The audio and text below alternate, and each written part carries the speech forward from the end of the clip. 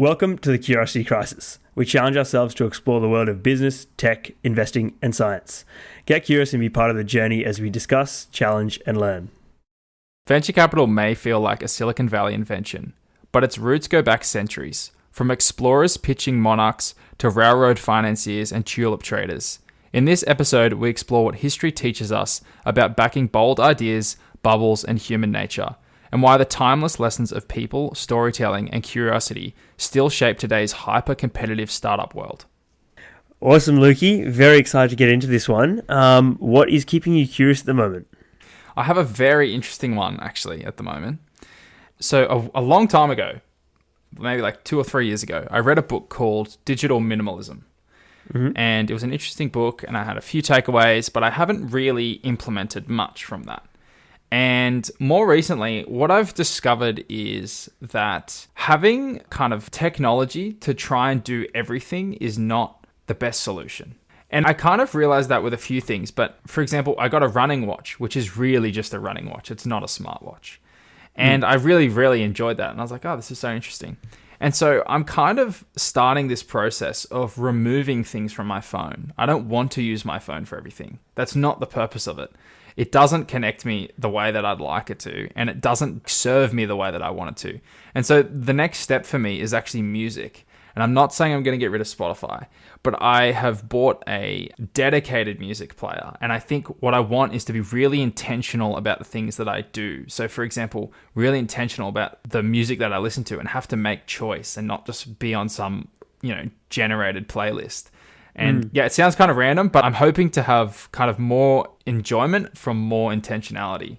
I really do like that. And a couple of thoughts. Digital minimalism. I think we've discussed this before. Maybe I told you earlier this year, actually for Christmas at the end of last year, I got given a Kindle. And it's about there's one application, devices or technologies. Because when you're on a Kindle, you're either reading one book or the other. You're reading, Yes. You know what I mean? Yep.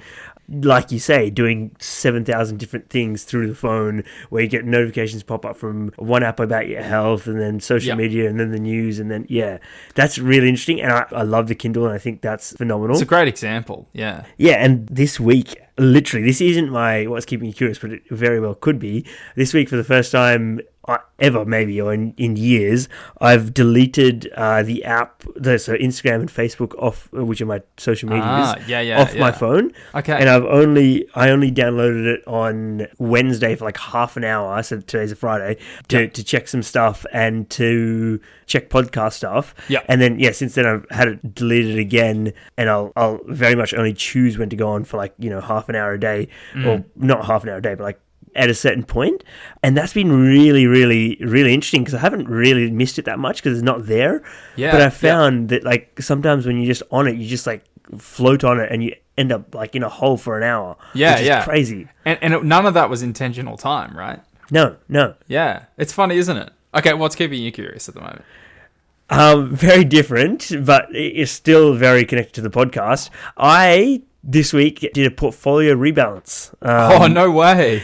And it's actually it was in full reflection. I've had lots of time to chew over the chat we had with Ian, who used to work in portfolios at superannuation funds, and his sort of thoughts on concentration and like taking risk, and then the balance of the type of assets and equities you hold. Yep. So I had a big chance to think about that, and the outcome is I've still kept, my ETF portfolio, which he said, it's sensible to have that. But I've drastically simplified it.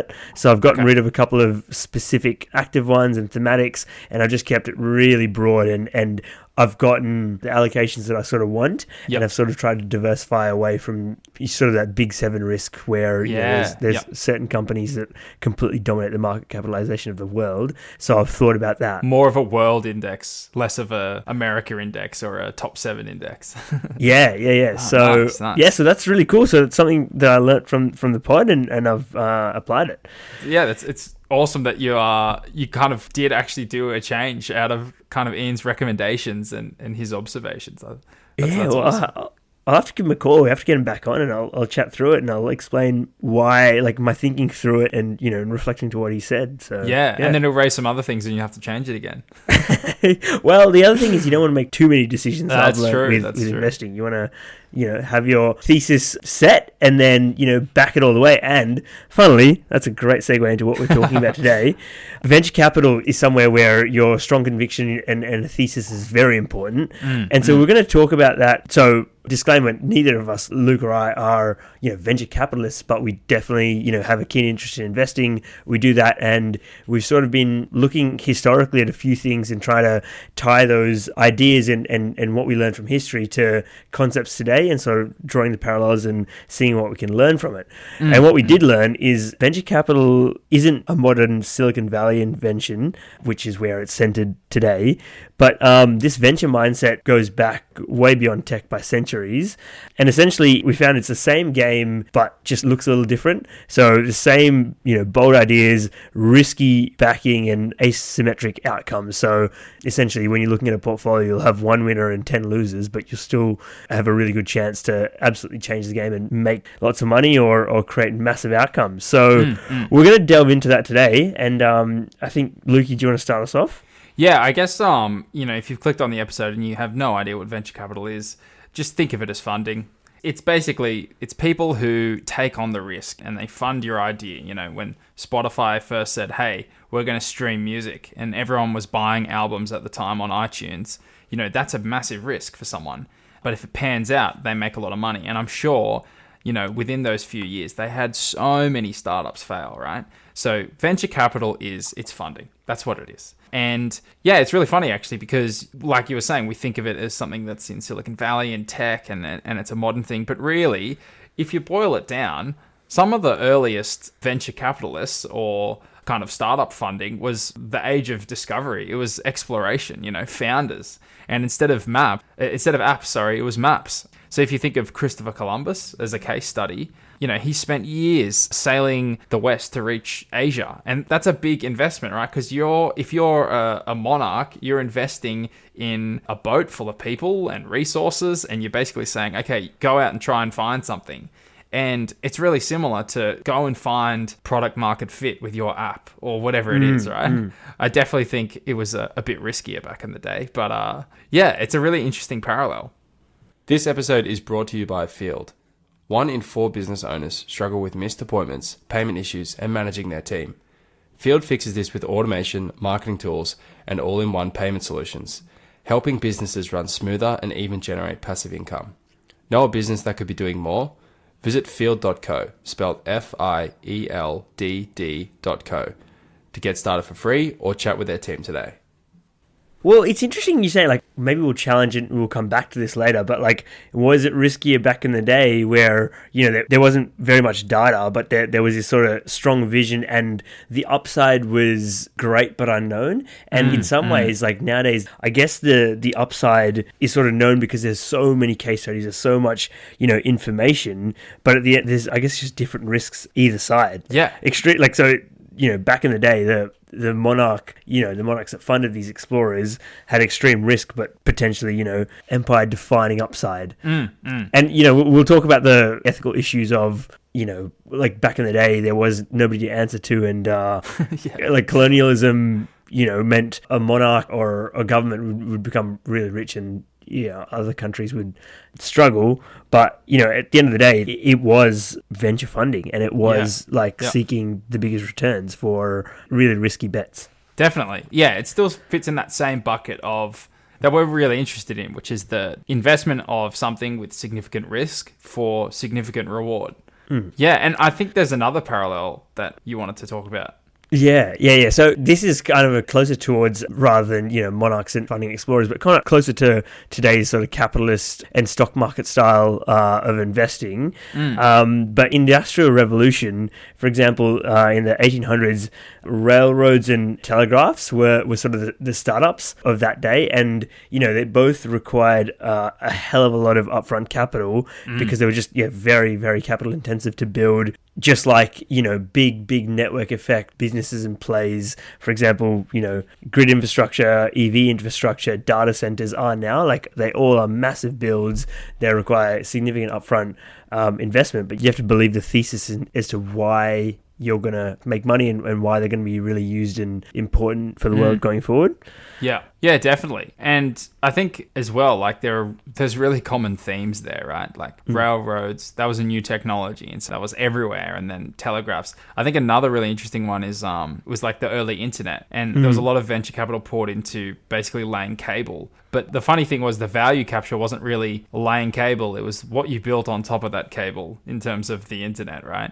But it's really interesting because that's also that venture capital risk is like, well, if I'm going to invest in this thing, it's sometimes really hard to anticipate where value capture is, right? And I guess that kind of bleeds into human behavior and bubbles. So we have this kind of notion of timeless psychology. We're all human, and there's that saying that history doesn't repeat itself, but it rhymes. And there's a lot of rhyming in human history, whether it's, wars or whether it's mistakes or whatever it is. And I think a really interesting one is the repeat cycles, which is a really early kind of bubble was something called the tulip mania. And I don't know whether anyone's familiar with that, and any listeners, but it was this idea that everyone wanted tulips and that they became really valuable. But they became stupidly valuable, where people were trading a whole home or land for just a tulip, which is something that's going to die. And crazy, yeah. It's just crazy. And it became this kind of like, any tulip would become more valuable. And so then all money was pouring into it.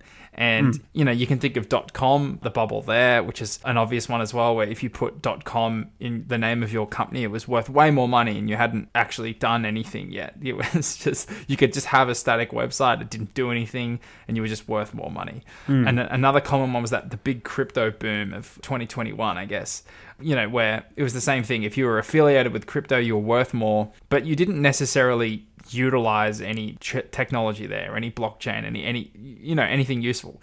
And I think there might be a more common one for everyone at the moment, which is artificial intelligence. How bubbly is that? Well, we're yet to find out, but I think that it's the same scenario where if you tack on AI to your name, you're worth more. And this is repeated time and time again throughout history.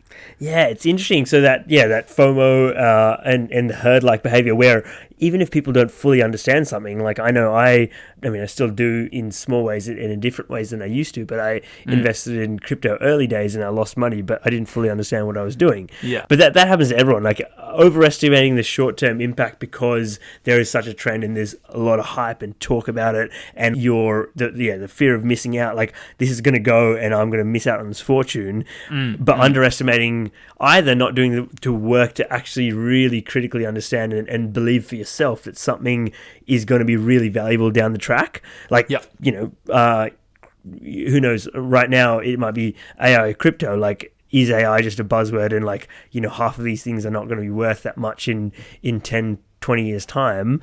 But for example, the tulip mania, like, people would know that the tulips were going to eventually die. They're a perishable thing, but they were still paying crazy amounts of money for them and crazy amounts of goods. So it's just crazy how that repeats itself. And it's kind of interesting that there's a few common themes I'm seeing here. Like, investing essentially is taking on risk, and in these human behavior and the bubble sort of examples, it's risk that is, I guess, forgotten about in the short term, and then it's realized in the long term, and you lose all this money. But it's the same sort of risk, like in even pre these bubbles, so like in the Industrial Revolution and in the Explorer days. Some of these ventures or builds changes the world or change a country or change an industry, but probably more, I don't know what percentage, but a lot more would have failed and gone nowhere. Oh, so absolutely. It's just crazy. It's funny, isn't it? It's kind of just, it's fundamentally how it's always going to work, right? And I guess kind of following on from that, we just talked about timeless psychology and how, cycles repeat and the same kind of mentality happens with FOMO and herd behavior and overestimation, and all these things are the same. And so I guess, one question is, well, like, what's different today then? What is it that separates tulip mania from potentially AI today or something? What's changed? Yeah, that's okay. That's super, super, super interesting. And like while you can take obviously all the inputs of history, like it is important to like understand the current context. And I think the first one that I think of is just like the level of competition. So thinking specifically to, venture capital or early stage investing and stuff like that. Now there's just, by an outcome of the population and like the amount of industries and the quality of life and the amount of technology out there, there's just so much going on, like so many companies or ideas or people sort of battling for the same amount of funding because they all think they can do something to change the world or change an industry or create something really amazing. Yep. So I think it's just, when industries sort of boom, there's going to be thousands of or hundreds of copycats that sort of come in and crowd them out to take that little bit of extra percentage of margin until it all sort of averages out. So that competition back in the day, let's be real, wasn't there because not everyone could traverse the world in search of new resources or lands, or not everyone could build massive railroads. 100%. And I think another thing is just we have asymmetric information in our world today. I know less about the stock market than some trading firm, right? That's just that's a reality. But I do think that information is kind of, the internet has been kind of a great leveler in information, in that if there's a leak, if there's some form of information that stirs up, the ability for that to be passed on to everyone in the system is so low now. And so I guess an example is, if something is determined to be a bubble, eventually everyone will know, and it'll happen much faster versus, in the scenario of a monarch or something finds out information. That's not going to trickle down to the general public the same way that something can in our world, I think. Yeah. And so I definitely do think, this regulation plays a big role as well. But I also just think that the internet and the ability for information to spread about these things is really, it also changes it a lot. Yeah, and I think there's just lots and lots and lots out there. So like while back in the day, like understanding the payoffs on some massive railroad build, or even like sending out ventures to go explore new lands, like you didn't know what was going to happen. Like you'd have to sort of see it play out and then base it on something that happened before, but you'd have a very small sort of data set or set of examples to work with. But now you think about like just in general investing, like the metrics you look at. So stock price is one thing, but ROI, the company's cost of capital, the competition out there, other metrics like SaaS growth metrics, and in terms of the internet, in terms of views or influence, and all of this data, there could be to certain investors just too much to make sense of. So it's almost like you're flooded with all this sort of stuff, and there's too much information to even make a decision. Or you could look really good with all of that, but it somehow just falls over because there was some unforeseen change coming in the future, which you just accepted back in the day. But nowadays, like I think some investors could try and plan for everything and not really accept the unknown nature. Yeah, 100%. And I couldn't agree more. And I think, I briefly touched on it before as well with regulation and scrutiny, but I do think that regulation plays a big role in this. Yep. And maybe to an extent, it doesn't play a big enough role. And a good example would be Uber, how, if you grow big enough, eventually you can just rewrite the rules, right? Yep. Like Uber was not legal when it started. Now, Uber is actually a very useful business and tool for the general public, right? But maybe that's one of those things where you kind of have this kind of fight between regulation being really good and protecting people, but then regulation also being too slow to change in the ways that it needs to. But again, it's a bit of a human foresight. We're just taking a quick break. We'd love it if you did us a favor and gave us a 5-star review on your podcast streaming player. We'd really appreciate it. I guess we could jump into something else, which is kind of like applied wisdom, right? What are some of the takeaways from venture capital that we have witnessed that's kind of just shaped what it is today even? And I think something that's been really common, especially that you hear from kind of startup accelerators, for example, like Y Combinator, if anyone's familiar with that, is people over ideas. There's this thing that ideas are cheap, right? Anyone could say, I've got an app for this, or I'm going to build this, I'm going to build that.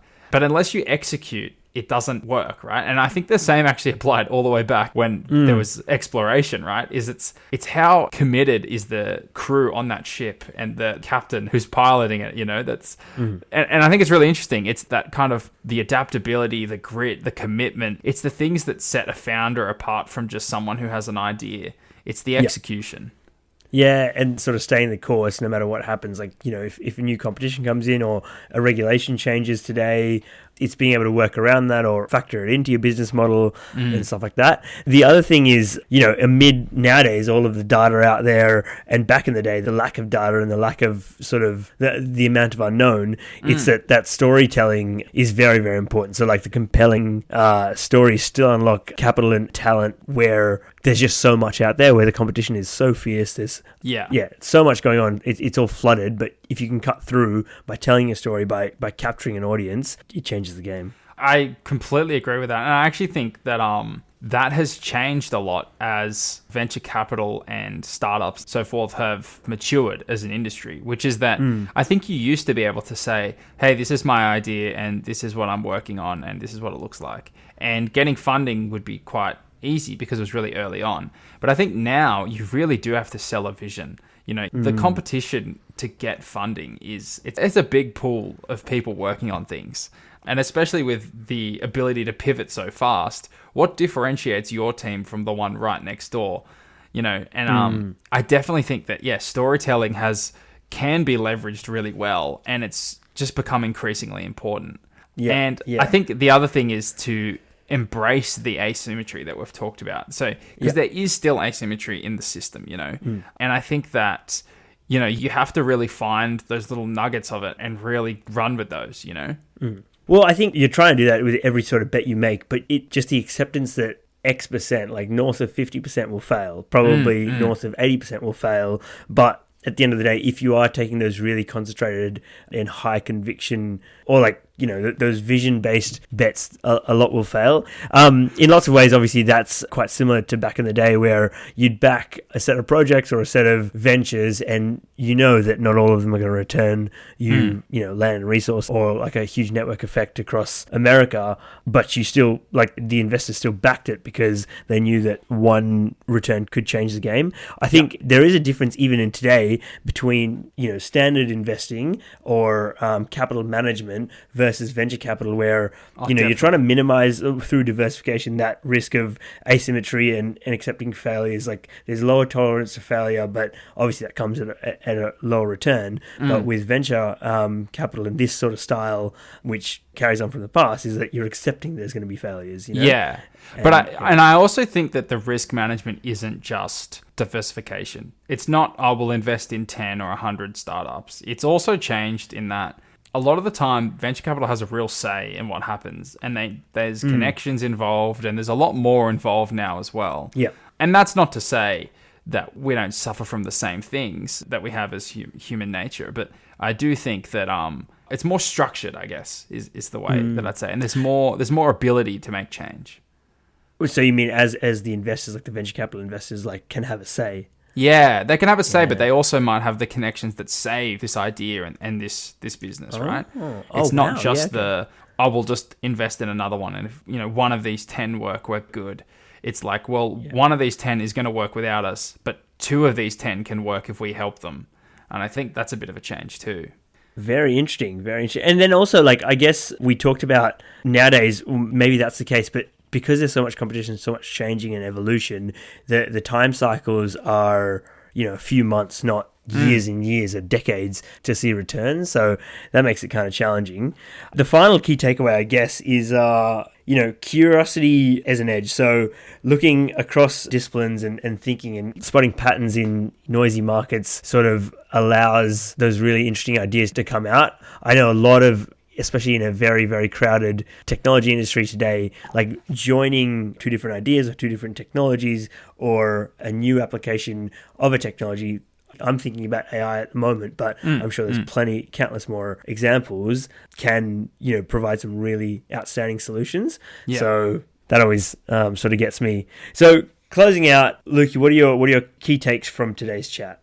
Yeah, well, I think it's hard to deny history, right? And we talked about how history doesn't necessarily repeat, but it rhymes. And I think that is a key here. Like, technology changes, but human nature doesn't. Like, the human condition remains the same. We still have the same flaws as people, right? Which means we get overexcited about things. We still experience FOMO. We still, even just the fact that I'm sure as an investor, in VC, the idea of jumping on the new exciting thing must be so hard to resist, even if it is a bubble, right? I think that's caused so many probably losses, actually. So yeah, I definitely think that the way that we as humans operate is the same, even though the technology does change. What about you? Do you have one? Well, I think the key thing is and this has been repeated across history. So backing conviction and the best stories or the best sort of vision, and then allowing for the one sort of breakthrough that changes everything. Knowing that you are backing these things with high risk and high uncertainty in outcome, but maintaining that belief and allowing for the one that does change everything and creates all of the amazing upside and results. Yeah, definitely. And I think probably the last one would just be stay curious about things, Obviously it aligns with our podcast vision, but more than that, if you were someone who's trying to start something, start a business or start, whatever it is, I think that idea of, looking multidisciplinary and using today's noise into tomorrow's breakthroughs, right? That's always been a thing throughout history, and it can still happen today. There's nothing preventing that from happening, So yeah, I think it's such a fascinating space, isn't it? Yeah. And there's so much to talk about, but it's hard to condense in such a small amount of time. I love that. I particularly love that last point there. And I think at the moment, we're sort of trying to make sense of today's noise by looking at history and seeing what the parallels and lessons are, which I know I'm very excited about. But that was an awesome episode, Lukey. So thanks heaps. Awesome.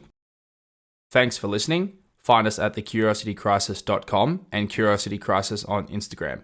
We're on all major streaming services, so you can listen how you like. We'd like to just ask a quick favor. If you could share this with a friend, your recommendation means a lot. Thanks, and we'll catch you in the next episode.